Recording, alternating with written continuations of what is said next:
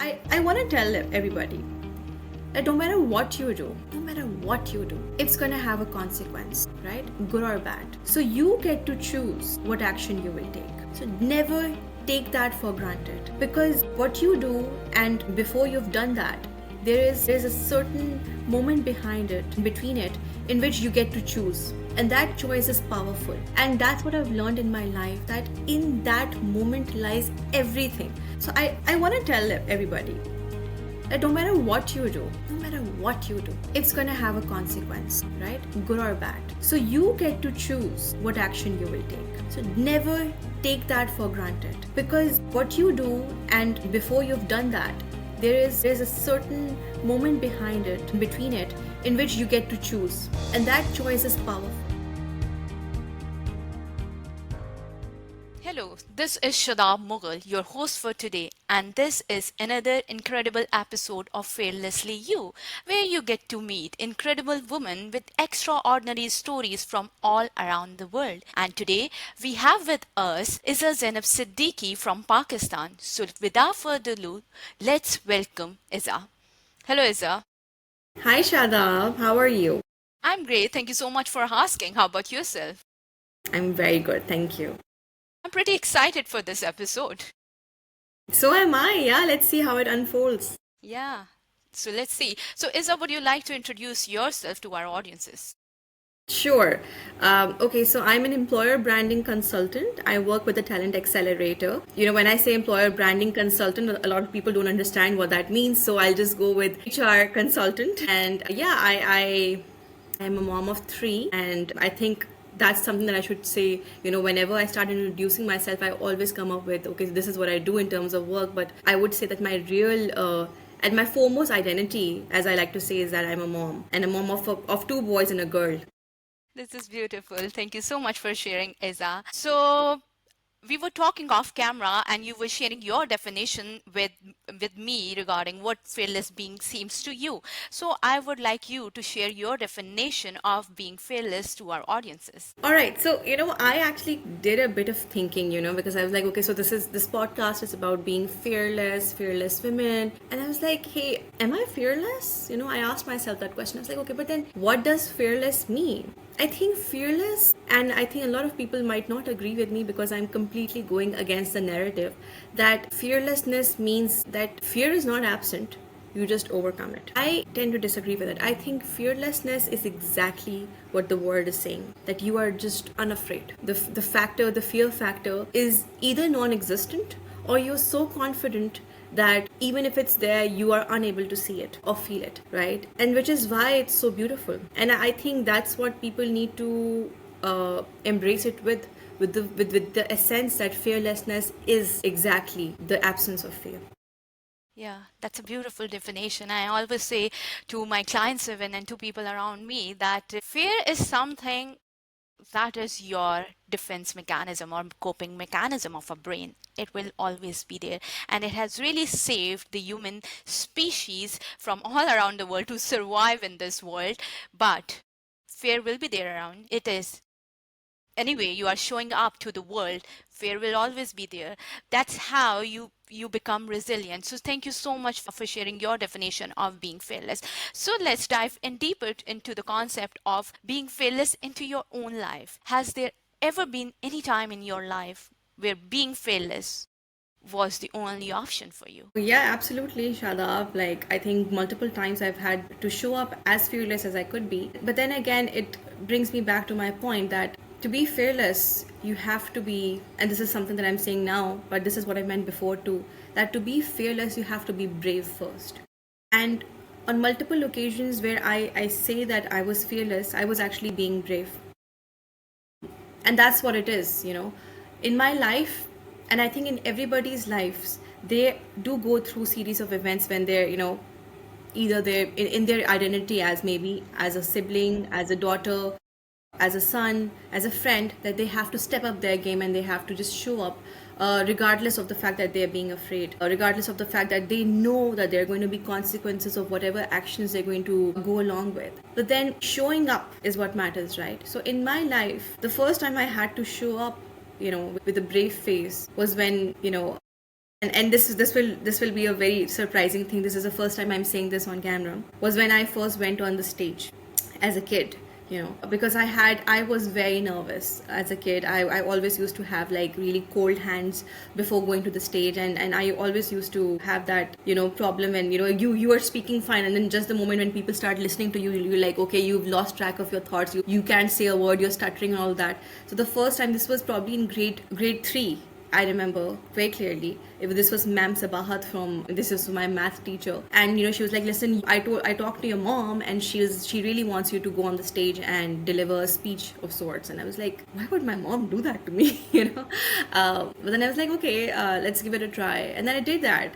And it went horribly. It was so bad. I remember, shaking on the stage. I was holding the mic, and then I was not holding the mic because holding the mic meant that I was literally shaking it. And I could see people laughing, but then I was standing there, regardless of the fact that I knew that this was gonna happen. I was very sure of that. I was standing there. And that's why I say that was me being brave and not fearless. And that's exactly my point, that you have to be brave before you become fearless. And I'll tell you why later. Maybe, I'm sure, in the series of these questions, you'll ask me what is the difference between that. But I would really, really love to define that. Would you like to define it right now? Oh, yeah. Okay. I thought you'd never ask. Okay, so why I say that you have to be brave before you be fearless is, one very important thing for you to be fearless is to be aligned with your core. So who you are as a person, Shadab, you know that better than anyone else in the world. All right? But you have had to go through a series of events, be it challenges or joys, anything that has made you come closer to yourself. You experienced that. Nobody else was there to experience it for you, right? But then there came a time in your life, I don't know when you said, okay, I know exactly what my values are, I know exactly what I stand for, and this is who I am, right? For the years to come, this is what I'll stay loyal to. I don't know what it was for you, right? But for me, that time came just very, very recently. Before that, I would say, yes, I used to show up, but I never used to show up for the fact that I knew who I was, right? I didn't used to show up for the fact that, oh wow, these are my values and I will never be disloyal to them. I was brave because of my parents. I was brave because of my brothers, my husband, my children, and I had to show up. I kind of didn't really have a choice, and I would make decisions thinking that, oh, if I don't do this, they wouldn't get the perfect life that they deserve, right? And then just recently I started putting the selfish into it, and I say it very proudly because people give selfishness a bad name, but a certain extent of selfishness is so important for everyone in the world. That certain very noble percentage of selfishness is important, and that is exactly what the difference is between bravery and fearlessness. That when you are just a tad bit selfish because you are aligned with your values, then you stand up for things that might not sit well with your loved ones too, might not sit well with the world around you, because everybody has their opinions, but you get to say that, all right, you know what, this is what I believe in, and I'm going to show up, and I'm going to do this because I have a conscience and it's way up high, and I'm going to do what I'm supposed to do. So that is fearlessness. And I think a lot of people confuse it with a lack of fear. And like I said, yes, the lack of fear is there, and that's exactly what it is, fearlessness. But it's in a different shape. It's maybe you showing up with a smirk on your face, with a confidence in your eyes, and saying, hey, I know who might be on the other side of the ring, but I'll take them. It doesn't matter. I'll win. That's fearlessness. I just love it, Izzah. I just love it. And there are so many key concepts that you have touched upon right now, especially about being a little bit selfish. And I am a huge advocate of it, because when you are not showing up for yourself, when you are not really being authentic authentic version of yourself, or standing with your own values, what you're really doing, you are falling into the trap of self-betrayal. So there has to be a balance. And now the concept that you brought over here, to be a little bit selfish, it's not really being selfish, it's just being authentic version of yourself. And when you do that, Absolutely. Yeah. yeah, and when you do that, you might end up losing lots of people, relationships, and lots of the opportunities that were previously coming into your way. But that's anyway, because that's how every single time you choose yourself. and it's a constant thing. Doesn't just happen once. It has to be every single moment. You need to make a choice. You need to make a choice of being authentic version of yourself. So thank you so much, Izzah, for sharing this key concept with our audiences. Talking about your childhood, and I can see that it's brave enough for you to bring that memory of yours on this platform to share with our audiences. So Izzah, I would like to know, what's one memory of your childhood that still whispers in the way that you lead, speak, or show up in the world? What's one memory? I mean, I have a lot of memories in which I would say that I literally revisit those memories to kind of give myself that sort of confidence that, hey, you're still that Izzah, right? The Izzah who was like 6 years old and who wouldn't say no to us to any challenge. That was also very naive of me as a child, of course, because I never used to say no. Just Shadab, I remember there was this one time when so I have four brothers and I'm their only sister. So which meant that a lot of a lot of fun banter, a lot of yes, love, showering of love, all of that was there, but a lot of challenges, because with boys you grow up with, oh, I win, no, I win, and there's always like, I'm better than you. So I remember this one time, my eldest brother, who's like 8 years older than me, and then my third, eldest brother, who's like only 1.5 years older than me, we were sitting in a car and we were driving off the street, and it was like really dark. It was really dark. It was like really late in the night too, and we were living in this town where where everybody would like go to sleep around like 9:30, 10. Everybody would be out, right? And so we were driving off, and there was like a jungle, right, like next to our car, and we were just going, and then my brother just stops the car and he turns off the headlights too, and then he's like, hey, can anyone, like, does anyone have the courage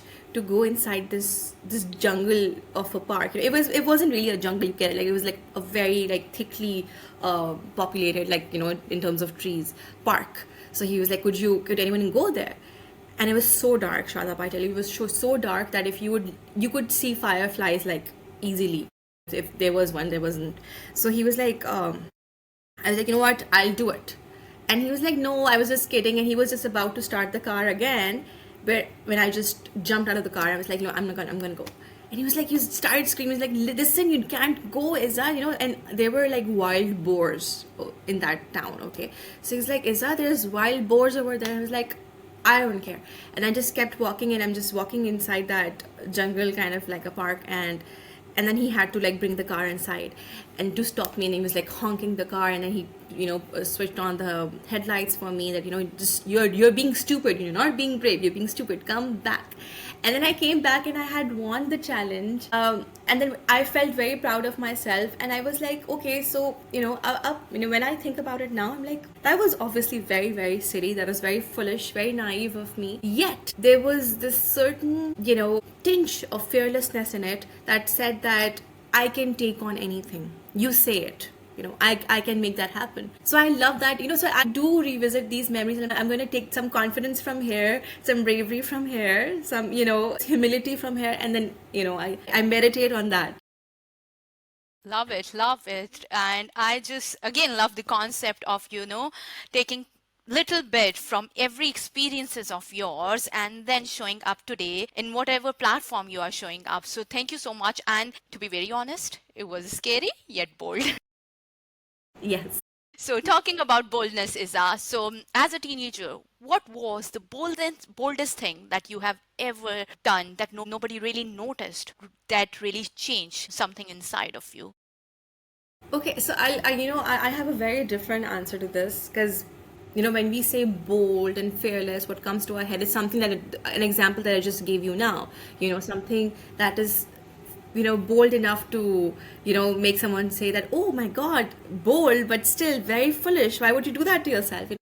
So, but like growing up, like I told you, I had four brothers, and so both my parents are doctors, and my father was in the forces. I had a very strict routine, and the household was overall very strict. So the boldest thing that I did was just have an opinion, and sharing it whenever I felt that, okay, so everybody on the dining table has is just following a certain route. Like they're just doing what they're being told. And not that I want to just be a rebellion. Like this is not my rebellion. I'm not gonna be rebellious and be like, oh no, I'm not gonna do it. But I am gonna share my point of view, And that's what I used to do every single time. And I remember my eldest brother saying that to me countless times, that how do you do it? We are so much older than you, and we don't ever question their opinion, but you are very open about how you feel about things. And I was like, that's the only thing that I have, right? And one more thing that I like to pinpoint over here is that I've always been a feeler. I like to feel things, be it an emotion, be it like something that's in front of me, with all my senses. And I take pride in that. And that's what I teach my kids as well, that be a feeler. Don't hide away from your feelings. So that's something also I feel like was very brave of me in a household where it was thought to be silly. I'm not like putting it because, it was just growing up with brothers. They don't feel things like that, okay? Being a girl, we feel like that, right? So I remember sitting outside, just watching it pour down, like it was raining, and I would just put on the floodlights. We used to have these floodlights at home, so just to watch it rain at night. And my mom would come out like, what are you doing? Why are you so filmy about things? I'd be like, I love it when it rains. I'm gonna enjoy it. Please let me have my time. So I think that was the bravest thing, and that's what I'm saying, Shadab. The bravest thing, the most fearless thing that one can do is understand that this world is full of opinions. There are like a million opinions, a million permutations, combinations of how people feel about certain things. And the most fearless thing one can do is hold on to their truth, And that's what I was doing, even as a teenager. I totally agree with your point. As a woman, we really need to be opinionated because everybody has their own opinion. So we are also allowed to have our own opinion because we live in a society where we are being told to be a good girl. Just mention yourself, to not to really say no. Be that good girl, sometimes be a people pleaser as well, and do not really have an opinion, do not question. If you want really question, then how would you learn? How would you really try to get to know yourself? I mean, when we are born, we are not really we haven't really understood who we really are. We really need to understand ourselves by questioning things. And these question doesn't have to be on a surface level. It is something internal as well. When I embarked on this journey of mine, spiritual or self-development, I would say, it was the question that made me embark on this journey. I started questioning myself. I started questioning my choices. I started, I started questioning what is really coming from inside of me, my own thing, or what is really coming, or what is really has been ingrained in my subconscious mind from the outside world. And when you do that, you started delayering your own self and started getting close to your authentic self. So it is very, very important to be opinionated, to have your opinion, to have your voice.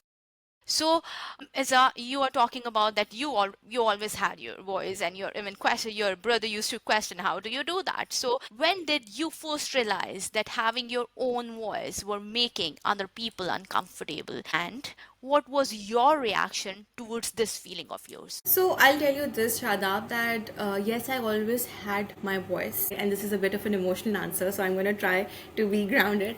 I always had my voice, but most of us do.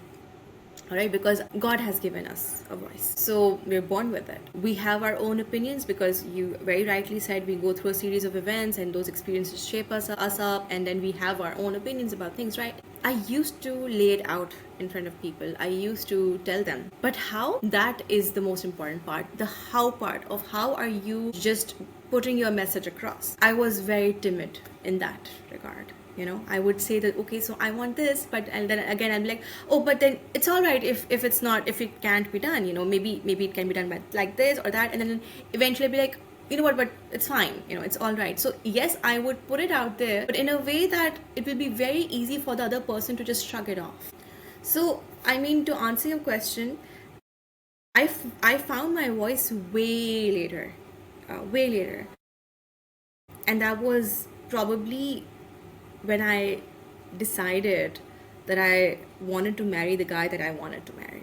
That was the first time in my life, like first time ever, that I stood up to everybody that I loved, and I just had my grandfather, my dada, with me. He supported me, and I was like, listen, come what may, I need to marry this guy because I know that my life, I had a vision of what I wanted my life to be like, right? And it was like, I know that I can have that sort of life with this guy. And of course, God knows everything. We don't know everything, but that is what I had. I had a very strong feeling about that, and I stood up for that decision. And I till date, my parents, my family, they always tell me that that's the first decision that you ever made for yourself and the best one till date. And that was when I started speaking up more and firmly then. That is beautiful. What was your age at that time, if you mind me asking? I was 21. I was 21.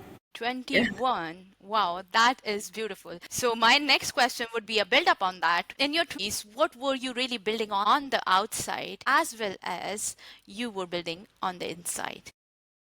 So I'll say, Shadab, when you're in your 20s as women, you're like, your skin is perfect, your hair is perfect, you're in your best, like your prime age in terms of beauty, right? So that kind of messes up with your head because as perfect as you may look on the outside, you, when I say you, I mean literally like everybody, not generalizing, but most of us feel disconnected with ourselves because the society has very. I was watching this video a few days ago, and it said that it's almost violent, the standards that the society has for women. It's violent because you have to have a certain weight, your hair has to look like this, your skin has to be like this, and all of that was happening while I was still trying to understand who I was as a person. So it was definitely violent. It was brutal because I remember, I was doing my bachelor's back then, and I felt like I was a misfit. I was a huge misfit, and there were days where I would just block everything off. I would just put my headphones on, sit on the in the corner of the foyer and just sketch. I used to sketch a lot, so I'll be just like sketching, and I would just want to block everyone. And everybody would be thinking, oh, Izzah is like a social butterfly. You would see her in the foyer. She'll be like, hey, hi, who, yeah.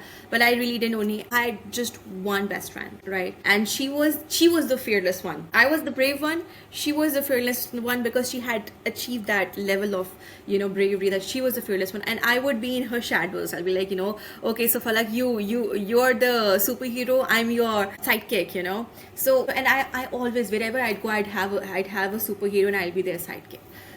So it was brutal, and I remember crying on putting my head on my mother's lap and saying, "Mom, I can't do this," because these people make fun of me. They think I'm naive, and then they make fun of me. I don't know how to handle this. It was tough.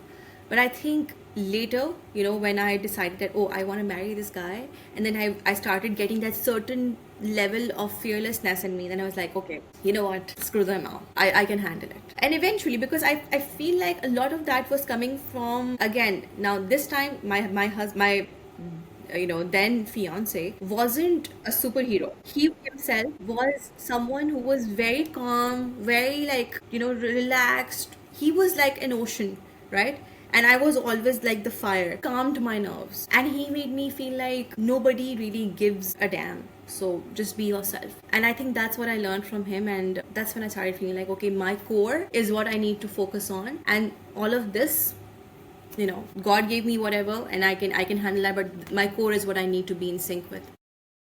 That was how my 20s were like, just trying very hard to be in sync with my core.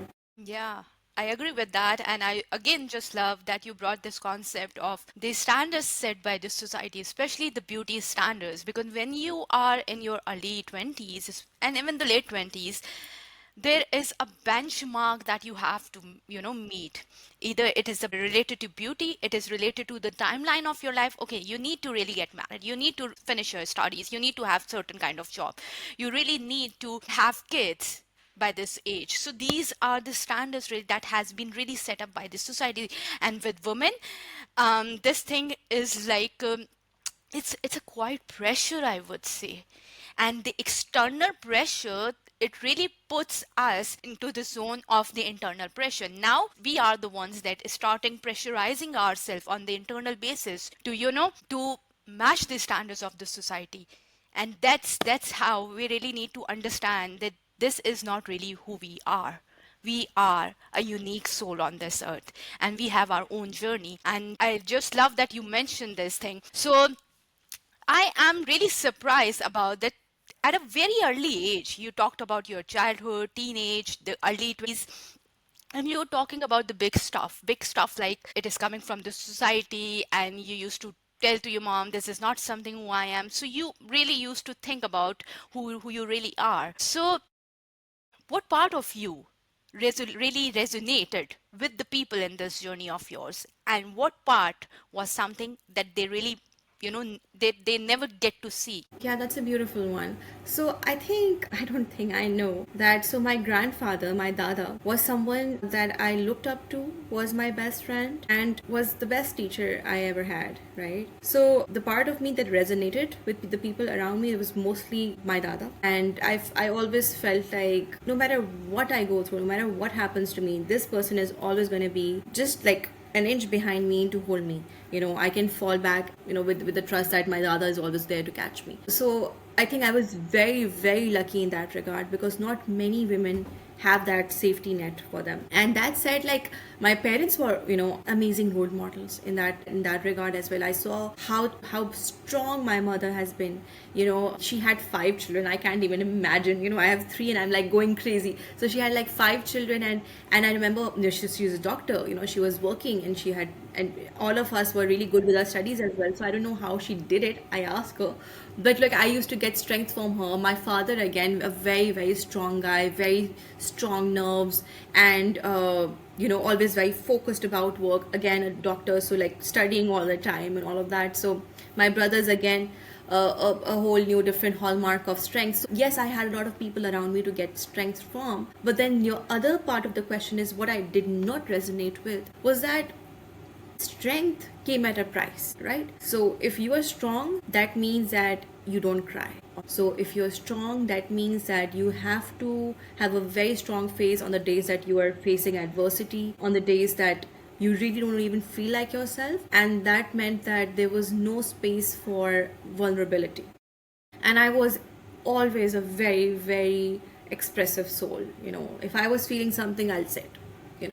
And again, that is what made me brave, because I was like, maybe I was not in sync with the logical part of my brain, but I was very much in sync with how I was feeling. So if I was feeling ashamed of something, I'd be like, I don't know why I did that. And the people around me were always so strong. They'll be like, it's all right, you don't have to worry about it. No, but I need to dwell on this for a while. I need someone to sit with me and say, yeah, you messed up. It's all right. You messed up, but it's okay. So I feel like that part where I couldn't really say it out loud was actually what drove me to write. So there's something that people really don't know about me, that I write. I paint, I draw, I sketch. And all of that is because there is so much that I feel that I need to put out there. And I feel like that's something that I have not been able to do for the longest time now, because I have so much to do now. But it's all coming back to me, because now I'm like, okay, for me to be grounded, I need to journal, I need to do all of that. But yes, we need to make this world a safer place for people to feel, because that the pace at which this world is changing with the AI and advent of AI and everything, we need to be able to feel. That is what is going to actually just make this world human. Yeah, I totally agree with it. And I just love the part that when you mentioned that strength comes with a price. You cannot be, I mean, if you need to be fearless at any point in time, then there will be things that you need to let go of. So my next question would be, what did being fearless cost you in your life? And you have to be really honest on this platform. Oh my god, a lot of things, Shadab. Oh my god, so many things. So when I was fearless for the first time, I can also, by the way, tell you when I was very much afraid and I made a decision in my life that costed me something huge because I was afraid. So I before I start telling you the cost that you have to pay for being fearless, I also need to give you this disclaimer that if you're not fearless and if you are afraid, you might make a really bad choice for yourself. Like, I couldn't do well on my exams, for FSC in my intermediate, and I always wanted to be a doctor, just like my parents, right? Always wanted to be a doctor, but I didn't get good grades, and I decided for myself that I am not going to be a doctor, no matter what. My dad was like, "Listen, we can put you in a private medical college." I was like, "No, I don't deserve it." The reason why I would have said that I didn't deserve it, because I was afraid. I thought I was going to keep failing if I went that route, right? So just a bit of like, so until date I feel like, oh my god, I wanted to be a doctor. If I get the chance now, I would run towards it. I still want to be a doctor. That said, when I was fearless for the first time, that was when I made the call of marrying Adil, right? And I remember, yeah, of course it came at a price. I remember standing up to my parents for that, to my brothers, and at that, although right now they're like, oh my god, you made the best decision, we love Adil and all that, but at that time they were not so okay with that, right? So it came at a price that my parents were upset with me for a few days, for a few weeks. I took the decision of working after having kids. That was a decision that was, obviously, it involved a lot of bravery, but I have to pay the price every day. Whenever I sit in the car, Shadab, and I'm just about to leave my place for work, I feel this huge pit in my stomach. Wow, my kids are at home, I am leaving, even though they are with their grandparents, even though I have a sitter at home, and I'm like, how do I like deal with what I'm feeling right now? So that is the price I have to pay. And yeah, so many things, I can't even begin to mention them all. Yeah, and being a mom is something really special for every woman, I would say. And then you have to go outside and work for yourself, work for others, and do whatever you really inspire to do. But what you are really doing is sometimes you really need to leave your children behind, even with the parents, grandparents, or whoever they are who are taking care of the kids. But for a mom, it's a difficult choice. And that's what I can see right now, because but you have to do it as well. That's how we really balance. And talking about the decisions that you talk about, that the concept of making a wrong decision, I would say that we we will make wrong decisions in our lifetime, and these wrong decisions even has a purpose to serve, because that's how we will learn in our life. And I always say that we really do not learn when the things are going right, when we are all taking good decisions and doing things.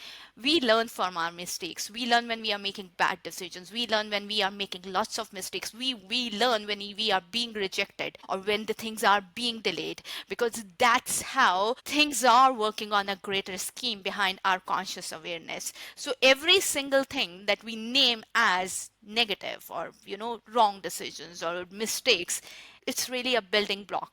Well, this is my opinion, and I wanted to add this into our conversation. So, talking about decision, what's a decision? What's that one decision that you have made in your life that really looked tiny on the outside, but that has really changed the trajectory of your life? Yeah, okay. I have an answer for this. So there's been a few. I think the first decision, and I'll name two right now, was when we got married, Adil and I, we had decided that, because we were still very young and we had to study, and also we decided that we're going to do our masters. He was going to go to the US for his masters, and I was going to stay back and do my masters from here. And this was a decision that we had mutually decided. So before, like, I think a week before he had to leave for the US, we got to learn that we were expecting. So there were 2-3 angles to this, right? So he was leaving, we were expecting, so we were like, okay, how am I going to be dealing with the first, because it was a first pregnancy alone by myself, right? That was the first thing. And then the second thing was, I had gotten into my dream college, for my masters, and I was like, I want to do my masters, but will I be able to do my masters? Should I start with it? Because it was also an expensive school. So there were 2-3 things to this, and of course Adil had to go because everything was paid for, everything was done, so we couldn't do anything about that. But then the decision was on me, like whether or not should I join my masters program. And I remember, like, just literally going crazy over this. Shadab was like, just how people hold flowers and say, does he love me not, and all of that. I was literally doing such stuff for my, should I go with it, should I not go with it, because it was just such a big decision, because I wasn't making a decision for myself only. It was also now I was holding a human child, like a baby in me. So I was carrying a baby. That was a big decision, and I remember sitting down and I need to name that individual who gave me that strength. It was Shauna Iram, and from KSBL, and she sat down with me and she said, listen, you're 8 weeks in, your fetus now has a heartbeat. Okay, so you're not making this decision for yourself only, it's also for your baby. So now tell me, do you want to do it? And before I was going to answer, she said, but remember, if you back out now, your baby might not have the brave cells, the bravery in the, maybe or maybe not. But if you go through with this decision, your baby, even from now, will learn how to be brave. And there's studies that when women are pregnant and then they study, they go through their school and everything, it really helps with the fetus's brain development. And that was the decision. I was like, the moment when I said, you know what, I'm going to do it. It was a big decision for me because, again, my husband not being in the country, first pregnancy, I was 23. It was a big one, but I did it. And but I had a complicated pregnancy, so I had to leave it in the middle. I couldn't complete my MBA, but I started it, and that's something that I hold very, very close to my heart because only I know how I was making it work. That was beautiful. And now I know why were you saying that you are brave? Because I can see this courageous woman who is right sitting in front of me. So tell me, Izzah, how did you gather this courage to be this version of yourself that is right sitting in front of me? Of course, virtually. So, Shadab, I mean, we are all an amalgamation of the experiences we go through. I always say that it's not only the challenges that make you up, it's also the happiness, the joyful moments that you go through. And Alhamdulillah, I have been very, very lucky in this regard that yes, I've had my fair share of pain and agony and trauma, big, big, big, heavy trauma, but I've had the heart to deal with that. And that came because I was able to do that because of all the happy, joyful moments, experiences that my life had to offer me. And that too I was able to feel because God gave me a heart that feels like this. So if 1 second I'm sad and the next second I have been given an opportunity to be happy about something, I will take that up with both my hands. If I had a third one, I'll use that too, right? So I have been in therapy since 2019, and that's also one of the bravest things I've had to do. Think about my loved ones, and say that no, I'm going to try and be a better human being for them. And so I have been in therapy since 2019 because of all the trauma that I've been through. But the reason why I'm sitting here in front of you talking to you on this beautiful podcast of yours is because I take happiness, I feel it, I dwell on that. And B, if there is a part of me that needs attention, I give it that. I make sure that I give myself that sort of attention for myself and for the people I love. Thank you, Izzah. This was a beautiful answer, and I just love I just love it when you mention that there is whenever the part of me requires attention, I really give that. Not many people do that. Not many people do that because we have been told that we really need to suppress something inside of us. And what we have been doing since long, what we are really doing is that we are suppressing all these emotions. And one day these emotions becomes inner demon for you, and then they will haunt you. But now you are telling me that you really give attention to these parts of you, and that's why I can see that you are able to cope up with the traumas that you have had in your life. And I also see that how you have reframed everything in a positive or beautiful manner, that yes, there is our setbacks, our challenges, traumas plays a huge role in whoever we are becoming, but it's not alone. There is a balance of everything. These happy moments, the people, beautiful people in our life, everything is there for a reason. I always say to people and the loved ones around me that if there is a dark, then there is a light. If there is negative, then there is a positive, and it's a perfect balance of everything. And we are perfect in our imperfections, because the imperfections has to be there. And I just love this, you brought this key concept on this platform. So thank you so much, Izzah, for sharing that. So now, talking about being fearless and how courageous you have ever been in your life, what do you think? how does being fearless looks like for a woman, especially when it is so much weaponized or even romanticized in a manner that is being done in today's world, and which is completely different from that of a man. So how do you see it? I think the first thing that comes to mind is that when a woman is fearless, that woman is considered to be bold, and not in a good way, right? Bold actually means not having enough manners. Sometimes it means arrogance. Sometimes it means just being mean. What may look like confidence for men might look like overconfidence for women. I'm always telling everybody that, listen, feminism is not about putting men down, so never do that. But then there's this feminazism, I would say, and then there is just facts. There's research around this, that in a room where there's men and women are, there's a certain, like, I can't remember the exact percentage, but men are much more audible than women are, even if they're speaking at the same volume. All right, and that is not a matter of volume anymore. That's a matter of choosing who do we listen to more. Is it men or women? So when a woman has to raise her voice just to kind of get that sort of attention, then she is mannerless. She doesn't have enough etiquette. She's not elegant, you know. And when a man shows that sort of courage, that man has to be celebrated, because how manly of him. And again, that is so twisted to give confidence this name, this label of manliness. What does manliness have to do with being confident?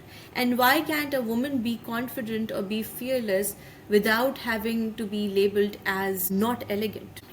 So I feel like a lot of times I've had that, while I'm someone who's very feminine, and I love being in my feminine energy. There's nothing wrong with being feminine. I always say, when I say pink is my favorite color, and I get that, oh, why pink? That's so girly. And I'm like, what is so girly? Either you're a girl or you're not a girl. So what is so girly even mean, right? But at the same time, if I ever say that, oh, I like blue, or oh, I like to wear a certain kind of clothing, and oh, that you're boyish, why do you have to put me in that? So I feel like a lot of that has to do with our societal just misconceptions, and we have a long way to go. I mean, Shadab, you're talking about fearlessness. I think that is way out of our leagues right now. We have to talk about something as trivial as just having a voice.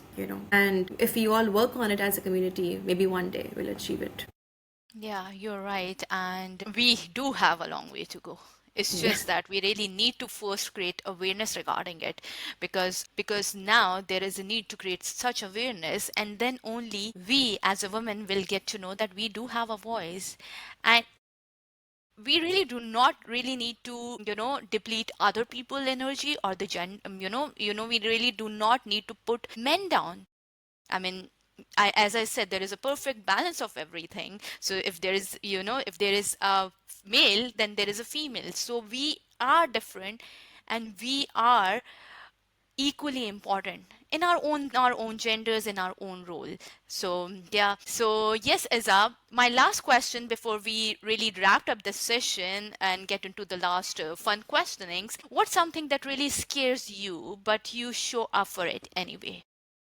So many things. All right. So, what scares me? I think public speaking still scares me. And I'm a trainer. I think that's what I do. That's what I make my living off of. So, it still scares the living bejesus out of me. Still have the cold palms. And what else? I think having feelings still scares me. Having because I told you, I will express. I just express. I don't filter it out in a way. Like, obviously I won't say exactly what I'm feeling, but I am someone who will be like, okay, this is making me uncomfortable. Can you please change the topic? And I wouldn't think twice before saying that. All right. So sometimes it does scare me that the people around us are just not ready for that sort of transparency, and I live with this fear.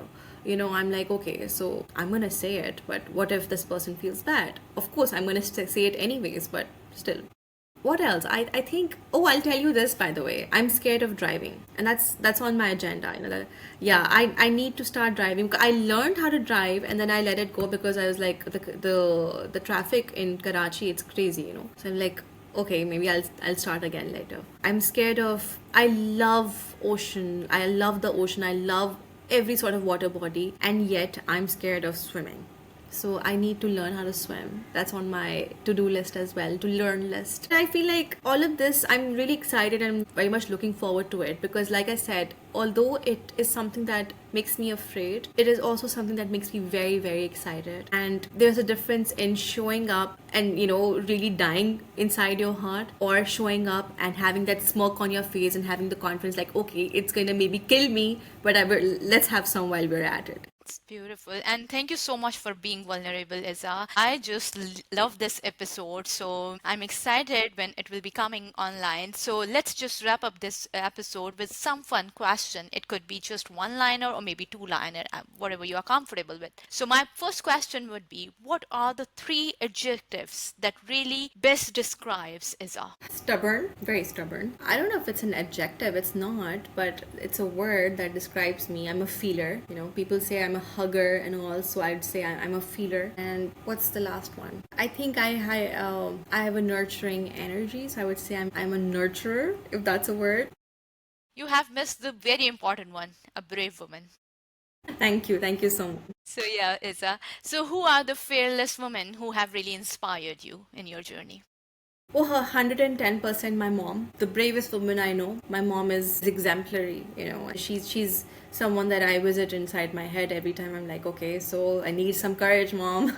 And obviously, this is the first person on my speed dial list. The second person, I think, Shadab, it's so beautiful. I was going to say I was going to actually name a person, a politician. But I was like, really, if you look around you, literally, all the women I've ever met are so brave. They're so brave. I don't know if they've reached the stage of being called as fearless, but they're so brave in their own angles, in their own stories, that it's just so hard to pick one. And that's why I say that whenever, like, I'm just sitting down, like I'm talking to you right now, right? I will pick that up from you. The energy, that sense of bravery that I'm getting from you, and then and that's what we do as women. We are like a community, right? So when we rise together, and I'll take that from you, and then I'll go out and I'll try as much as I can to give it to the next woman out there. And I think that's what it is. So my first one will be my mom, and then the second and third will be all the women that I've ever met. Thank you so much on behalf of every woman out there. Thank you so much. So, Izzah, if your life were a movie, what would the title be for it? Oh, I've thought about it so many times. I thought nobody would ask me this question. It's going to be called Stubborn. Yeah, and I know there is a bad name attached. There's a bad rap that this word has, but I love it. I'm stubborn, and I'm very happy about that. Just love it. Just love this rebellious soul of yours. So, yes, Izzah, is there any advice? What advice would you like to give to our audiences? There's so much, but I feel like there's something that I've always wanted to say, and I love that I have this platform now that I can actually put this out there. So is it for women only or for men also? Anyone. It's for everybody, right? So because that changes the narrative. So I want to tell everybody that no matter what you do, it's going to have a consequence, right? Good or bad. So you get to choose what action you will take. So never take that for granted, because what you do, and before you've done that, there's a certain moment between it, in which you get to choose. And that choice is powerful. And that's what I've learned in my life, that in that moment lies everything. So we're talking about big decisions being made in boardrooms to really trivial decisions, and whether I want to eat this or I want to eat that, right? And then decisions such as like whether, use nuclear power or not, there's like biggest decisions ever. So use that moment carefully. So when you are fearless, that never strips you off of your responsibility to be a good citizen, a good son, daughter, mother, wife. Fearlessness has nothing to do with that, right? So that is what I want to say, because this platform is about fearlessness, and I want to make this thing clear that not thinking for a single second before taking a decision is not what fearlessness is. So always take that up and be very thoughtful about what you do and how you do it. And because at the pace at which this world is progressing, we don't know how robotic everything will become. So be human, be thoughtful, be emotional, be a feeler, and try and make the other person sitting next to you feel, instead of showing that robotic face and that, smile that okay, everything is all right. Tell them if it's not all right, and make sure that you give them the space that they can also tell you. Where can our audience find you and follow your journey? Also, they can find me on LinkedIn. I can give you my email address. They can email me anytime. I would love to hear from them. So, thank you so much, Izzah, for sharing your inspiring journey and powerful insights on our platform. It's been incredible having you with us. And to our audiences or anybody listening out there, be fearless, be yourself. Thank you so much.